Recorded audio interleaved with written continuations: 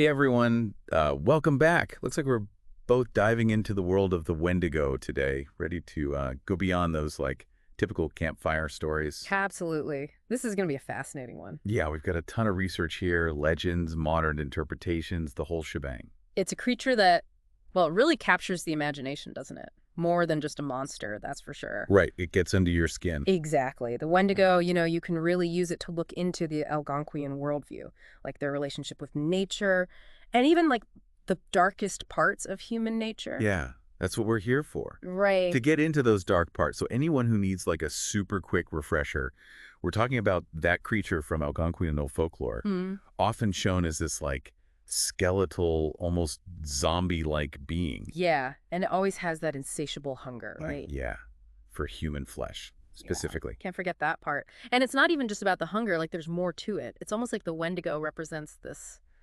greed, you know? The kind that just consumes you and destroys everything around it. There are all these stories where it grows bigger with every single person it devours. Oh, I've heard about that. It's like a very scary visual, right? Oh, yeah, very serious. A visual representation of that, like spiraling out of control. Yeah, totally. Okay, so let's get into it.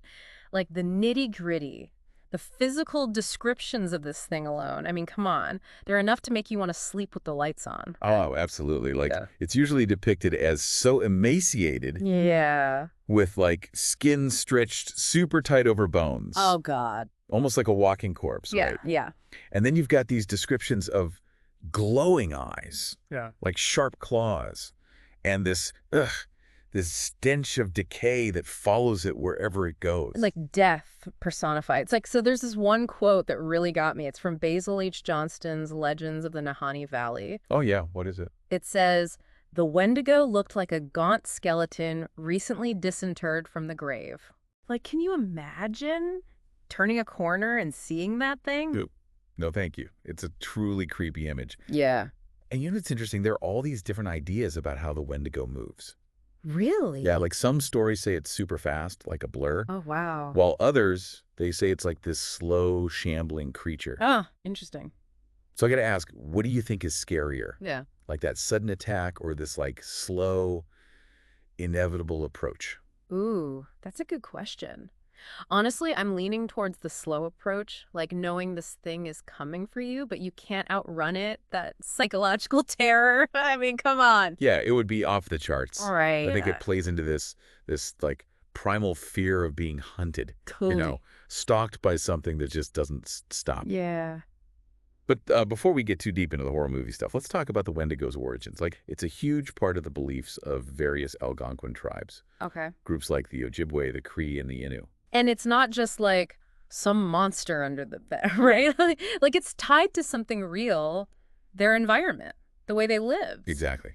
It's often linked to, well, winter Mm. and those harsh northern landscapes. Oh, of course, yeah. And even that real threat of famine that these Mhm. tribes would face. Yeah. It's almost like an embodiment of that fear of starvation. Of, Oh. what happens when you're pushed to the edge of survival. Right. It's like that fear takes on a life of its own. Yeah, it's really scary. When you think about it, it's not just about being attacked by a Wendigo, right? Right. It's that fear of, what if I become one? Oh, totally. And in a lot of these stories, the whole transformation is connected to, those themes we were talking about. Survival, Yeah. desperation. So, like, if someone was starving, lost out in the middle of nowhere, they'd be more likely to, I don't know, change? Well, it's not exactly that straightforward, but the belief is that if you give in to greed, selfishness, or, resort to cannibalism, even when you're facing death, that's when you could transform. So it's like this cautionary tale, right? Oh, yeah, definitely. A warning about losing your humanity no matter what. It makes me think about that story of Swift Runner, Oh, yeah. a Native American man who, back in the late 1800s, he killed and ate his family during a really bad winter. Yeah, that one's a classic. It's just awful. And Swift Runner, he said he was possessed by a Wendigo spirit. It's a pretty good example of how, this Wendigo myth becomes a part of real life. Yeah. Obviously, Swift Runner was, held responsible for what he did. Right. But it brings up all these questions about, cultural beliefs, mental health, even personal responsibility. where do you draw the line? That's a really good point. It really makes you wonder how much of it was the myth and how much was, something else going on. Yeah, that's the question, isn't it? It is. And it actually leads us to another interesting part of all this. This idea of wendigo psychosis. Yeah. It's a term that it describes a cultural syndrome, I guess you could say, Yeah. characterized by like a super intense craving for human flesh Oh, wow. and this fear of turning into a cannibal. Wait, so there were people who actually thought they were turning into wendigos? In some ways, yeah. They would have these like delusions, hallucinations. Often they felt isolated, paranoid. Their whole sense of reality was distorted. And it was all tied back to the Wendigo myth. That's so scary. But is that like a real diagnosis, or was it just a way to explain behavior that people didn't understand? It's still debated today. Some people will say that Wendigo psychosis is a real disorder, Yeah. a real psychological disorder. Okay. But others think it's more of a cultural phenomenon. Does that make sense? Yeah, it does. So it could be this real condition or just a way of like labeling behaviors that were outside the norm. Exactly. And it shows you how powerful beliefs can be, right? How those cultural stories we tell, they really shape how we see the world, even our own experiences. Sometimes it's hard to tell what's myth and what's reality. It really is. We've talked about a lot here, the Wendigo's, appearance, where it comes from, even how it might mess with your mind. Yeah, we have. But I keep coming back to the bigger picture. Like, what does this creature really mean? Oh, I know what you mean. It feels like there's more to it than just a scary story. Oh, absolutely. The Wendigo, it's more than just a monster. It's like a symbol, you know? It represents those darker parts of us. Greed, selfishness, that potential for violence that everyone has inside them. It's a warning, like, hey, don't give in to that stuff. It's like, be careful, or this is what could happen, a cautionary tale about what happens when we let those, negative parts take over. Exactly. And it's not just about one person, right? Some people say that the Wendigo also symbolizes the damage colonialism did to indigenous communities. Whoa, that's a really interesting connection. How does that work? Like, how does the Wendigo represent colonialism? Well, if you think about it, the Wendigo consumes everything, right? Yeah. It just keeps getting bigger and scarier with everything it takes. And that hunger, it's kind of like, well, how colonialism worked a lot of the time, exploiting resources and just disrupting the way people lived, traditional ways of life. Yeah, I see what you mean. So it's like the Wendigo becomes this metaphor for that greed that drove colonial expansion, like taking and never thinking about the consequences. Yeah, exactly. Like this force that just destroys everything in its path, and then leaves nothing but like emptiness behind.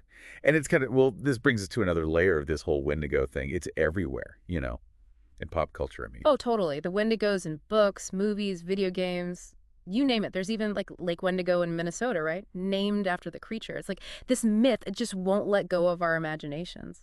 It's true. It speaks to that fear, like top down, of what we don't know, of the darkness that's out there, but also the darkness that's, inside us. And even now, when we have all this technology and information, we're still drawn to these old stories, Like remember a few years back, 2019, those weird howls they recorded in Canada? Oh, yeah, I remember that. Everyone thought it was the Wendigo. Right. Even though it probably wasn't. But just shows you like how these myths, they get under our skin and tap into our deepest fears. Totally. So we've gone pretty deep here. The Wendigo's origins, how creepy it looks, even how it might mess with your head. But I keep thinking, what's the takeaway here? Like, why should we care about a creature from some old story?